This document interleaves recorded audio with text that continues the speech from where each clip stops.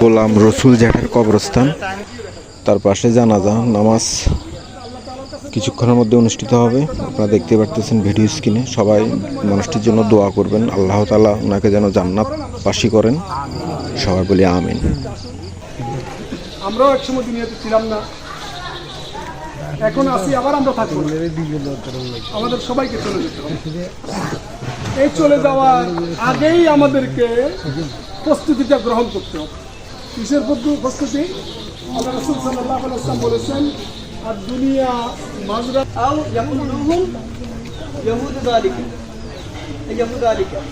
তিনি বলেন যে নবী করিম সাল্লাল্লাহু আলাইহি ওয়াসাল্লাম বলেন যে আমার শেষ জামানার আখিরি জামানার উম্মতের হায়াত হবে 60 থেকে 70 এর মধ্যে।